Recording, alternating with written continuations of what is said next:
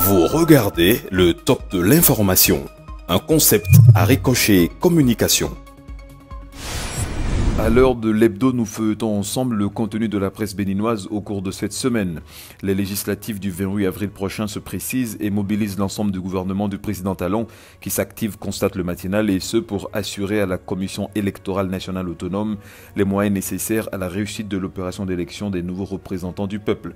Loin des querelles inter-institutionnelles, l'Argentier national a tenu avec la Sénat une conférence budgétaire pour une harmonisation des points de vue nécessaires à l'engagement de tous dans le cadre du prochain rendez-vous électoral. L'exécutif s'y met techniquement pendant que son chef se voit soutenu par Sefou Fagbohou du MADEP, soupçonne le matinal. Ce ne serait que des tractations conduites par Karamatou Fagbohou qui forcerait la main à son père, prétextant de l'adhésion de son géniteur au bloc républicain. Le Béninois libéré en sait davantage et rapporte que le coq Tadiawere dit n'être ni de gauche ni de droite, une mise au point qui ne rassure ni la mouvance présidentielle, ni même l'opposition qui considérait comme acquis l'appui de l'opérateur économique du plateau.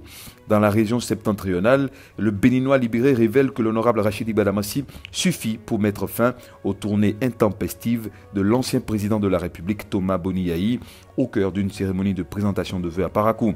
Boni Yayi, hyperactif, remarque Bénin intelligent, et pour cause, affirme le matinal, l'intention de l'ancien locataire du palais de la Marina d'échapper à la justice pour toutes les affaires dans lesquelles il serait cité en se réfugiant ainsi à l'hémicycle. Le président d'honneur des forces Kouri pour un Bénin émergent qui tenterait également de fragiliser l'USL de Sébastien Germain à Javon, préférant à ce dernier Emmanuel Golou qui continue de résister aux sirènes des forces Kouri pour un Bénin émergent.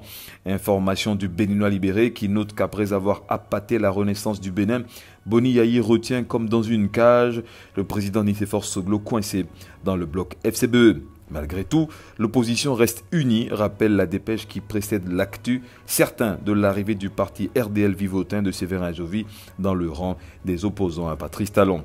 L'événement précis se penche sur le cas de l'ancien président de l'Assemblée nationale Mathurin Kofinago qui a jeté l'éponge quant à sa participation aux prochaines législatives.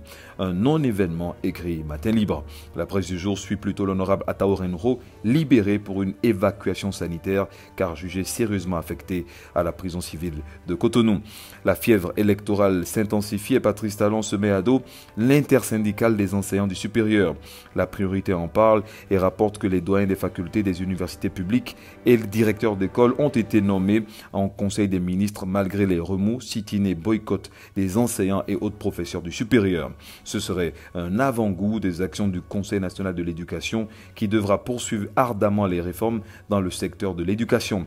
Patrice Talon, éprouvé à l'intérieur et soutenu à l'international par le Fonds coïtien qui octroie à notre pays plus de 10 milliards de francs CFA pour l'accès à l'eau potable à tous les Béninois titre fraternité. C'est d'ailleurs déjà chose faite dans la localité de Darnon-Begourou après la commune de Tchaourou.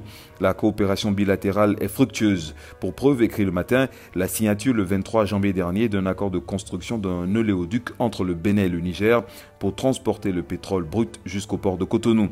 Un ambitieux projet que nourrissent les deux pays qui désirent ainsi explorer de nouvelles sources d'énergie. Le numérique aussi occupe les cadres de l'administration béninoise en atelier ce mardi 29 janvier sur l'appropriation et la capitalisation des bonnes pratiques en e-agriculture avec pour objectif d'impulser une nouvelle dynamique à l'agriculture béninoise à travers le numérique qui constitue un important pôle de développement. En bref, Fraternité a publié l'intégralité de la loi 2018-39 du 28 décembre 2018 portant loi de finances pour la gestion 2019. Les nouvelles mesures fiscales et les modalités d'application à lire autant que l'article que propose le matinal sur la note circulaire du ministère de l'économie et des finances qui vient supprimer la déclaration d'existence au niveau des centres des impôts dans la procédure de création des entreprises au Bénin. Du côté des retraités, l'heure est à la joie puisque 23 000 d'entre eux ont encaissé les arriérés de pension entre 2011 et 2012. À la une du Béninois libéré, la campagne cotonnière 2019-2020 promet une apothéose dans la filière coton. À ce sujet, 37 400 tonnes de NPK coton et vivrier ont été réceptionnées au cours de la semaine au port autonome de Cotonou. À la Cour constitutionnelle, les sages de la haute juridiction ont déclaré contraire à la Constitution l'alinéa 2 de l'article 12 de la loi 2018-13 portant création de la Cour de répression des infractions économiques et du terrorisme. L'indice de perception de la corruption pour l'année écoulée est connu. Notre pays est dans le top 3 des pays de l'UEMOA. L'économiste revient du sommet de Davos de cette année dont les conclusions restent alarmantes sur les inégalités qui s'accentuent dans le monde. Enfin, devoir de mémoire, Matin Libre a reçu pour nous un survivant de l'attaque des mercenaires du 16 janvier 1977. À Ricochet, la trône.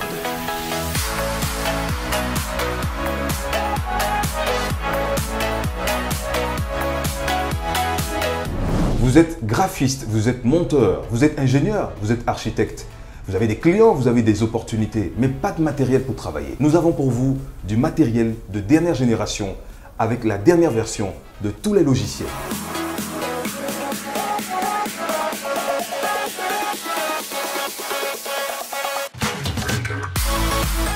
Nous sommes à Cotonou, au quartier Sikekoji, en face de l'ex-Papagalo.